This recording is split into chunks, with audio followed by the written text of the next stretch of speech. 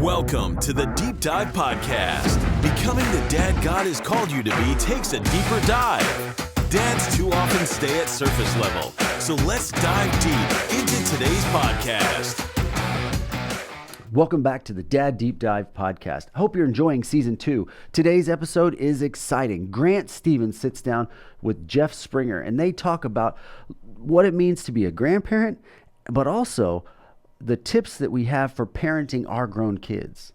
Well, Grant Stevens, man, it is so good to get you here, to finally get you here, because you're a busy man. And I've been avoiding you. Well, and that's perfect because this is primarily, our audience is primarily men, and, we're pretty good at avoidance. Yes, So yes, we are. We were perfecters of non-confrontational, situations and circumstances. But hey, today, I love our topic today that you have chosen called Dad Transitions. We're going to get to that, but but what I'm excited about is just thinking about our audience, and that our hope and our prayer is that every time we do one of these podcasts, that maybe there's that one man out there that resonates with maybe one thing that we say in our time together that helps that person or that dad make a change, and maybe affects a generation. And so, but before we get started, obviously I'm excited. I love doing this because typically I do this with people that I've known for a while. So, and sometimes it's easier to do it and ask these questions when I don't know. But tell us just a little bit about yourself. Tell our listeners about what you do and your family situation and all that.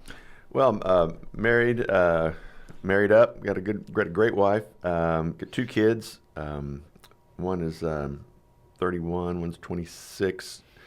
My daughter is the oldest. She's got 3 kids right now, and my son has got one on the way. So I've, part of the topic of transition was, transitioning into this period of grandchildren and things like that. I'm an attorney. I've been an attorney since like 96 or whatever. No, 86, I guess. And had a solo practice in Conroe for 22 years now. Do a lot of things there, focus on criminal law, probate, work in Tomball a little bit, do a part-time deal out there with the city of Tomball, help them out, also some mental health stuff with the courts in Conroe. And we've been a member, you and I have both been a member of Wildwood United Methodist Church forever. And I know. I was looking on here when you said 21. It's one thing to think that, but then to actually see it on paper. I go 21 years. I go, that's you were a member before there was actually a physical building. Yes. We actually visited that church the day they chartered, and so we weren't members that day, but we were members, like a week or two after that. Yeah. My first exposure to Wildwood was guest preaching at Bear Branch Junior High. In the cafeteria. Right. And you led Crossroads, which is an adult Bible study for a decade. Yeah, for a decade there. I know. Did that, and prior to that, I helped with the senior high there, and then on my off time, I guess I was in BSF Bible Study Fellowship for I can't remember 15 something, maybe 18 years. I can't remember now.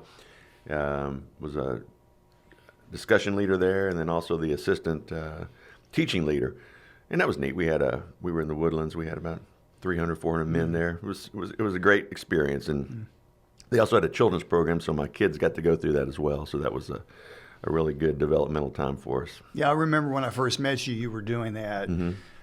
Besides what you did at our church, and I always admired that you had set aside how committed you were to that, because that was quite a commitment. But I've never been a part of that, but I've always heard about it and the growth that happens through that study. Yeah, we would meet on Tuesday nights, but we'd have to do our Monday morning meetings, like a leadership meeting, and we'd have those at 5 o'clock in the morning. So I'd have to get up about 3:30 or 4 o'clock, and there's a lot bigger sacrifices, but for me, that was a sacrifice getting up that early. Yeah. But it was a great experience. It really was. Yeah. Well, out of all the things you listed, there was one thing you forgot to list, and I added it. Okay. Men's ministry coach. Well, that's true for too. 12 years, brother. That's true. I go, okay, you know what I'm going to look for. Yeah, exactly. Yeah. Yeah. And so I go, he was one of my coaches for 12 years. Yeah, I remember the first meeting we had in that little coffee shop or something. Yeah, where there was just a handful of us, and we prayed to God what he would do with men's ministry. And 16 years later, we did 15 camps. And so, and that's really where I think you and I got to know each other. And, one side note, I was going to share this at the end. I was thinking about this morning as I was driving here about our relationship. One thing I want to thank you for is being the mentor or influence on my own son. You mentioned the youth, and he wasn't real active because in the youth, but on Sunday morning he came to your Sunday school class, and I know you've been one of the influential men in his life early on, and then it was cool for me to have your son when I taught just for a short period of time. Not that I think I had a lot of influence on your son, but I think he had more influence on me. Me too. But it's funny. Isn't it funny when our sons are more mature than we are? Yes, absolutely. I skipped a generation. That's right. So mature up instead of mature down. Yeah. But anyway, and then of course your pop. That's your, I'm Grandpa. I chose Grandpa because you can find mugs and T-shirts that say Grandpa a lot easier. Then, they don't have to be custom designed. But Pop. Yeah, we started off, it was going to be Poppy, and my granddaughter had other ideas, so it became Pop real quick, and so that's what it is. You just respond to whatever they call you. Exactly. Yeah. Yeah. Well, I just remember being so envious of you when you had your first grandchild, and then because I was in that anticipation of being moving to that transition. Yeah. And then since then it's kind of like we've alternated, and you've got me now. I've got 3 and we're tied now. I've caught up and now you're fixing to go ahead. That's right. In May I take the lead. And that may be a lead for a long time because my son, he has to get married first. Yeah. So usually, hopefully that's the way it happens. But anyway, so I was looking at the questions and that you had proposed that we talk about, and there's really there's several topics that I want to go into, and we were talking the other day on the phone about how the transition of a dad moves. In Dad University, we talk about nobody ever graduates. You wrote down here, you don't get to retire from being a dad. And that's the same idea. We're the one university you never graduate from. Once a dad, always a dad. Now you have to decide what kind of dad you're going to be. And that role is going to change as they grow up and grow through the cycle. So what I guess I would ask you, first of all, what would be your definition? It says, where do we get our definition of being a dad? What's Grant Stevens' definition of a dad?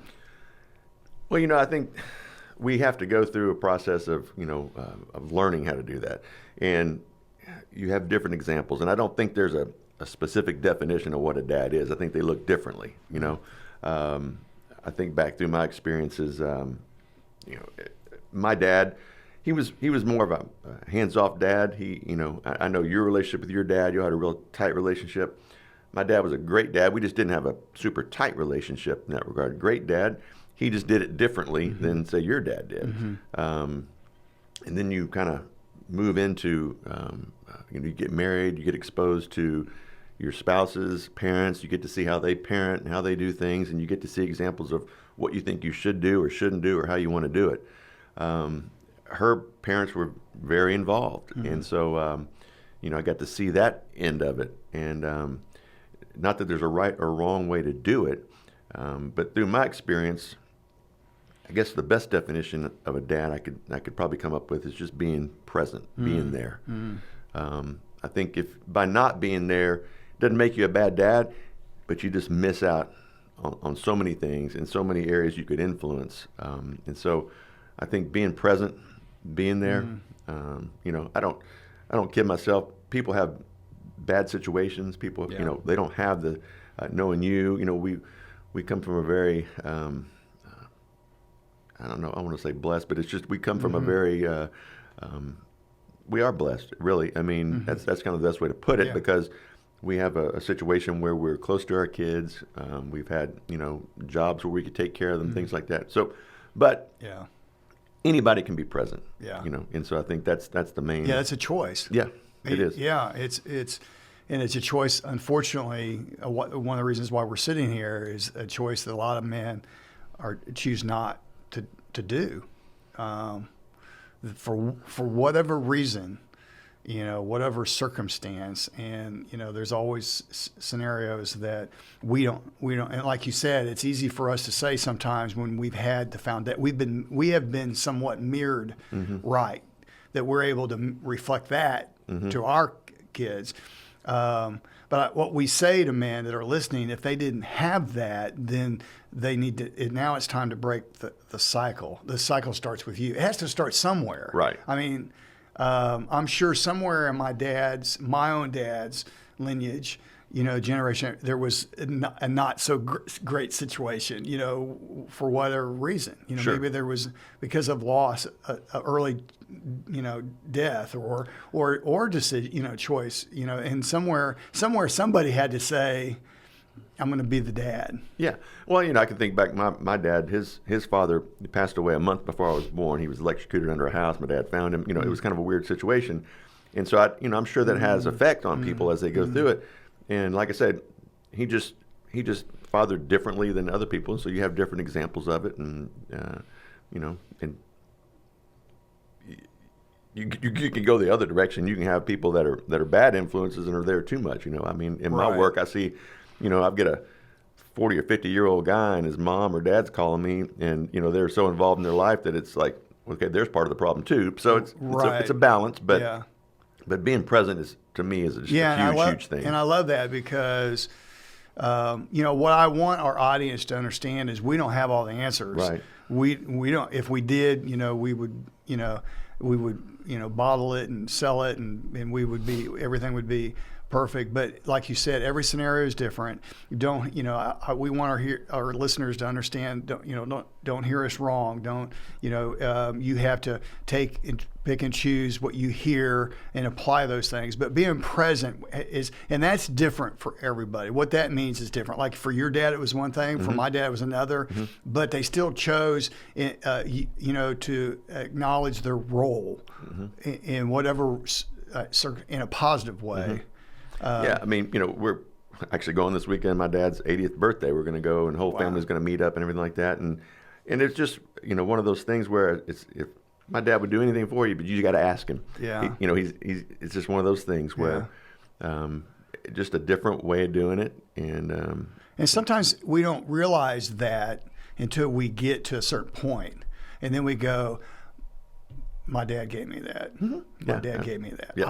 I do that, but we don't appreciate it or acknowledge it maybe in a different life stage because we're, you know, about us, or we're too consumed with raising our own family, and then we go, you know. So, you know, I would exhort any man that's listening today to, even if they had an estranged or a struggle with their dad, to maybe contemplate some of the good things that came out of that in spite of, and to focus on those things as they dad or father their kids, you know, take those good things. Oh, absolutely. I think we've talked about this before many times, that we really focus on black and white, and you know, you're going to label somebody bad or somebody good or whatever. And it's not always that way. And you can look back and see positive things, you know, and draw from those if you can. And and then, like you said, kind of stop that cycle and push it forward in a positive way. Well, again, you and I talked about this the other night too on the phone, how our role as a dad changes. And now we get to that word, that transitions, you know, and the different stages of our, you know, from infancy all the way through, you know, the college years to the empty nest to beyond. And so we're both in that stage that's beyond. Both your kids are married. Mm-hmm. One of mine, two are married, and the other one's serious. But so how do you parent the parent? Well, it like you said, there are many transitions. I think, one of my wife, I think, tells me one of the greatest things I ever did was to not push my son into sports, because I was always into sports, and so I kind of let him be, who he was, and so I transitioned out of that mode to let him be who he is, and that developed our relationship in a whole different way than probably I would have envisioned it when I had my son originally, Mm-hmm. And so you transition through that. Dads and daughters, that's a whole different, a whole different animal, that, and we have to be there for them as they grow up. We had talked. You have visions of what you want the family to be like, and you have these things in your head, and Mm-hmm. and so my daughter, she had 2 kids, and ended up having a situation where she ended up getting divorced, and so now she's remarried and have another child now, and so that situation is fantastic. But at the time, Mm-hmm. That's nothing that you want Mm-hmm. for your child, and so the transition there was trying to figure out how to be a part of that, and even knowing something was going on, and so kind of being present, being in their lives, being involved with the grandkids. You could see what the things that were going on that weren't looking right, and I had to just really pull it out of her as to what was going on, and then once we were able to establish that, I had to take her out on a dad-daughter date night to really, which was not a usual thing that we did, and probably about an hour into that, she broke down and told me, what was going on, and at that point, kind of set things in motion for something I didn't really want to happen, Yeah. but it needed to happen, and now, all those relationships have kind of healed, and she's in a much better place, and the kids are in a much better place, and Yeah. so you have to, I don't know how you make that transition, but I was present there. Mm-hmm. I listened. I didn't try to fix everything, just trying to be intentional about listening to what she had to say and try to help them through that situation. Know that we're there for her, and I think it's important to know that I'm not going to just fix it either. Right. And just help them through that. So you've got those transitions, and it's we all we have to kind of give up our vision sometimes, for our kids and say, okay, Right. what do they really need? Yeah. Instead of putting our stamp on it. Well, go back to that word present. Present doesn't always mean physically present, and it doesn't always mean 7/24 present, but her knowing that you're there, knowing that you're available, that you're accessible. And I think that's the present. That presence change. Obviously, you move from being all under one roof to, now your extended families. No matter the miles between you, nowadays it's just a text or an email Sure, or absolutely. a Zoom call or something, Yeah. whatever. Yeah.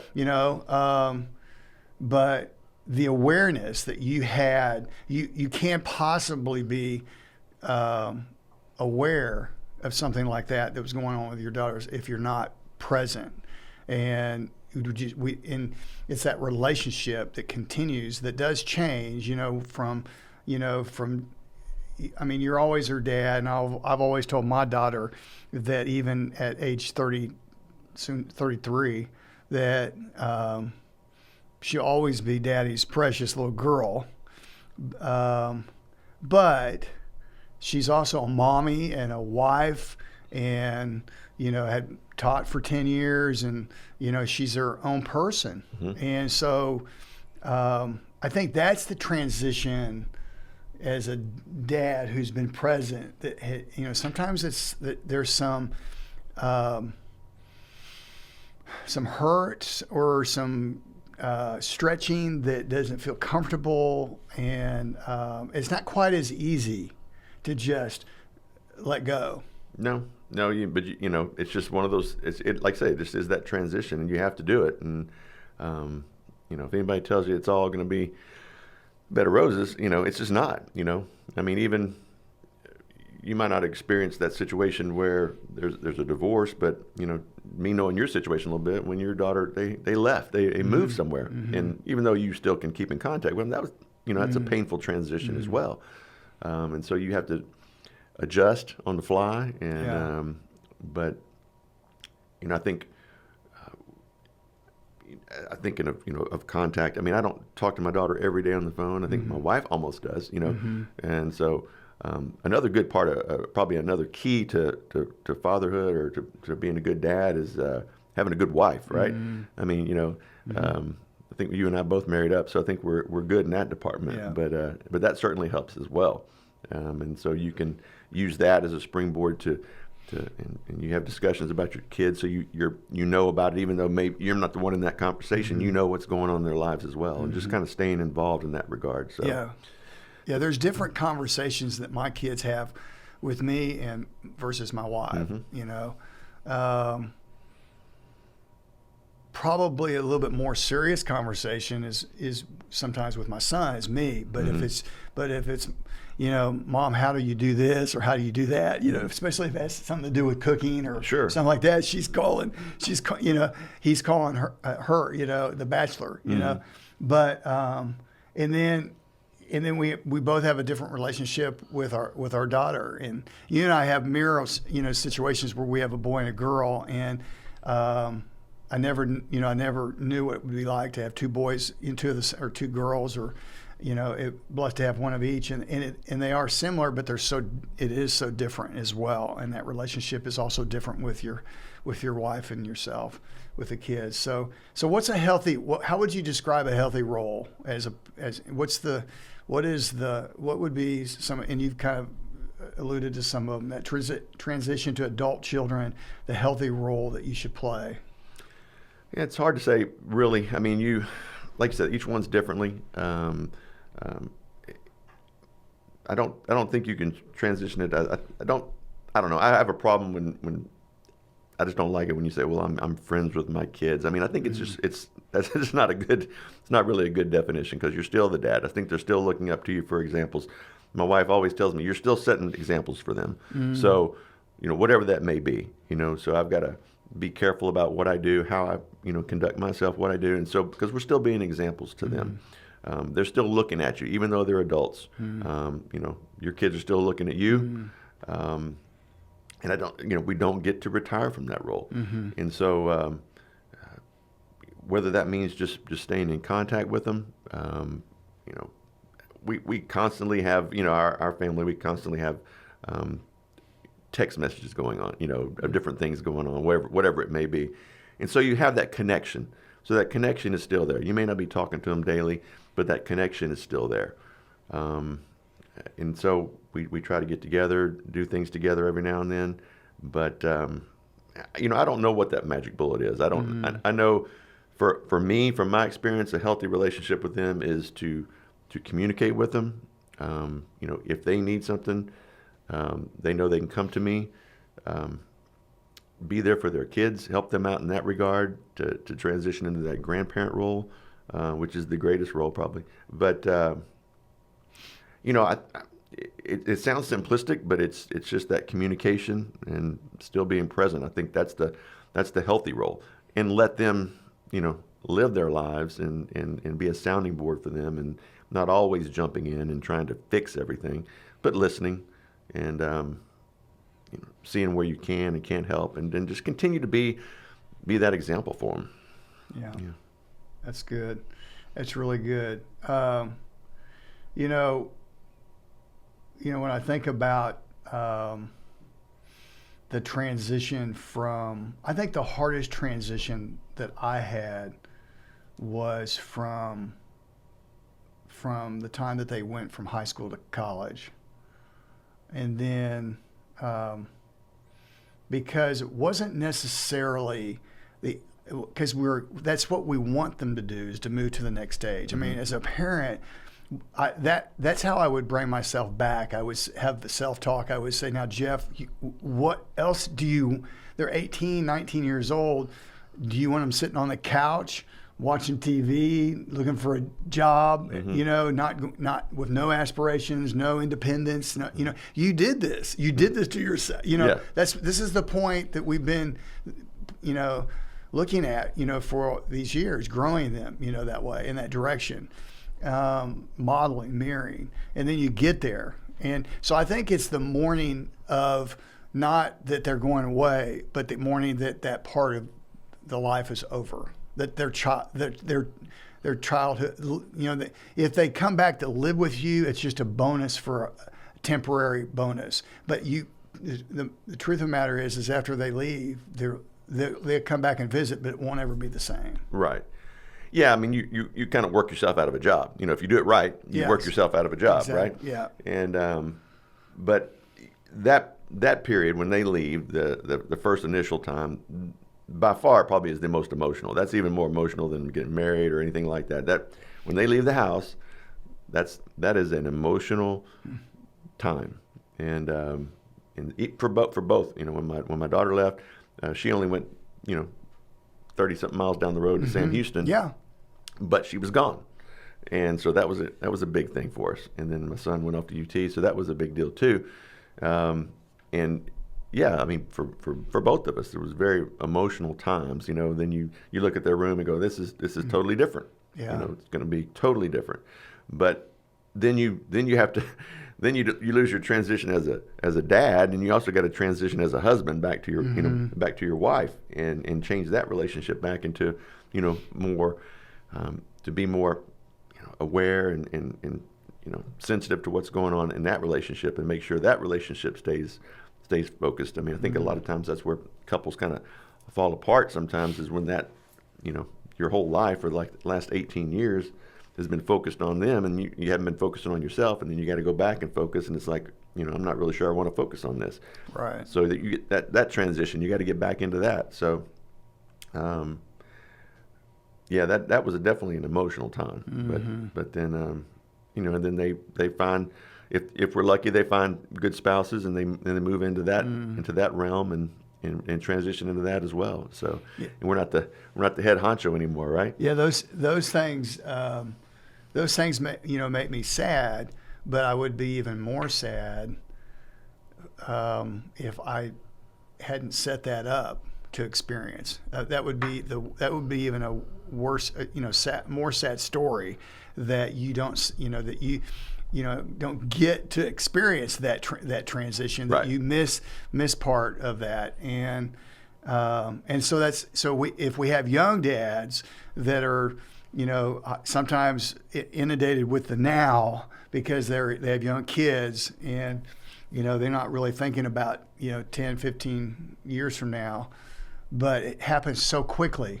And once, I don't know about you, but once our kids hit junior high, it was like somebody pushed the button, fast a blur forward. after that. And then I used to tell parents that were of freshmen in high school, of freshman orientation, that these were going to be the fastest 4 years of their life. You're gonna, next time I see you, we're going to be sitting at graduation.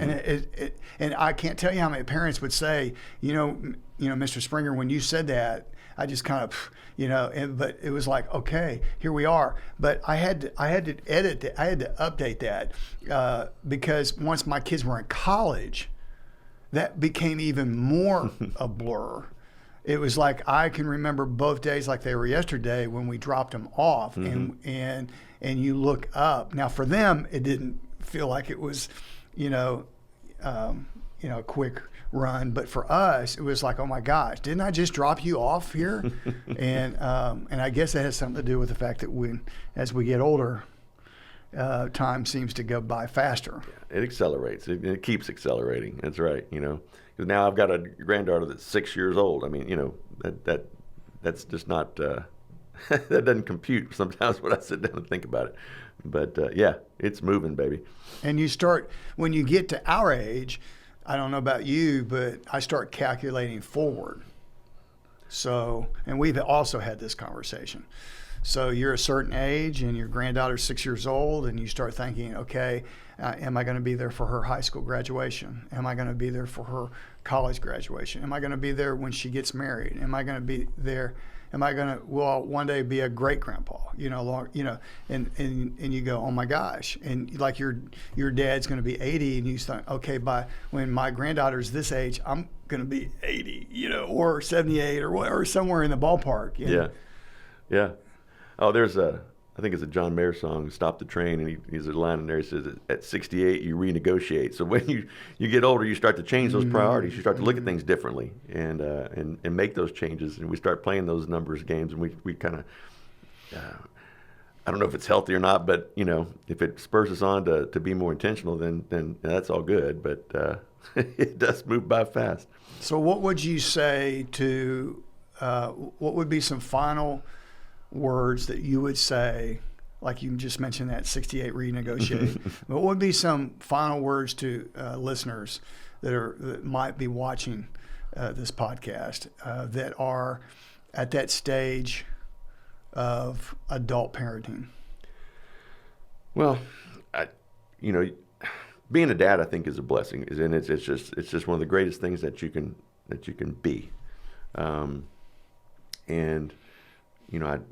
I tell my daughter sometimes, I think, she'll come over and she'll bring the grandkids, and, we're all over the grandkids, and she kind of feels like she's sitting on the sidelines, and, and I tell her, look, I said, realize that the love for these kids is a reflection of our love for you. It's all part of the same thing, and so don't forget the adult kids. They still need their dads, and still be in tune with them, life can change in an instant. They may need you. Yeah. Be aware of that. Be on the lookout for certain things that are going on in their life. Stay engaged. However you can do that. With now we've got so many ways to stay engaged. Text, FaceTime. That you don't have to be in the same city anymore. But adult kids still need their dads. They still need their moms. They still need that. And so we need to even through those transitions. I mean, we transition, but we also keep some of those roles as we transition. I mean, there are times when, my daughter still needs her dad that she needed back when she was a little baby, and there's times when she needs her dad that was, her high school dad or whatever, and the sons as well. And for us to continue to be great examples for them, role models for them that they can look at. And then that way, their kids hopefully will have good examples. They'll learn from what we showed them to do well, or they can learn from our mistakes and go forward from there. Nothing's guaranteed, so we've got to be intentional about it. We've got to keep focus on the family. I think that's our main thing. I think it's very important to do that. Yeah. And so just stay diligent and stay focused. Well, the dad, as you say, wears lots of hats, and the hat will change throughout the years. But like you said, sometimes you have to go back and pick up an old hat. And I love what you just said. It's so ironic that you talked about, that conversation you had with your daughter, reminding her that the love that you have. And I had that exact conversation with my wife just this past week, that sometimes I walk right past my daughter to those grandkids. Yeah. Because they're the ones that run, you open the door and they run to you, but typically who's opening the door is mommy. Yeah. And so I have tried to be more intentional to make sure that she knows that I acknowledge her first. And we so often want to go straight to those grandkids. And I have told her, I said, you know how much I love your kids, and that's exactly the same love I had for you. But our adult kids need to hear that too. Sure, they do. They do. So I love that you said that. Yeah. That's a great reminder, because if it wasn't for her, there wouldn't be them. It wouldn't be them. That's right. And they gave us the greatest, soon to be 4 and me 3, greatest gifts that we both have and cherish. And so, yeah, I'm sure people listening to us talk about our grandkids get sick of it. But probably. Yeah. There is absolutely no doubt but it's a game changer.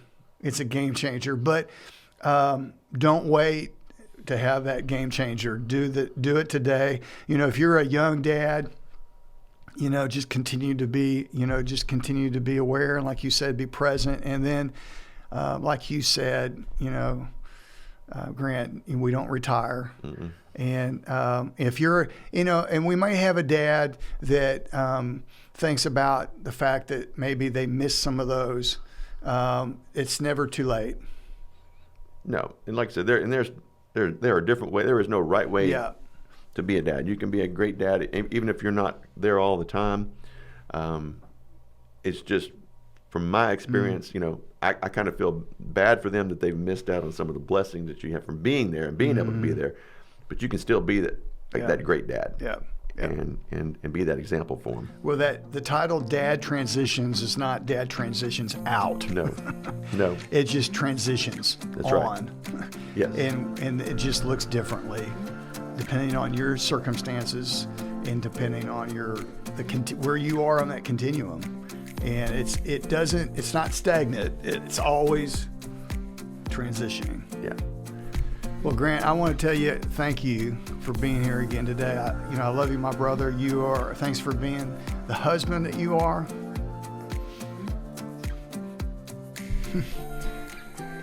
Thanks for being the dad that you are and the mentor you've been in my life.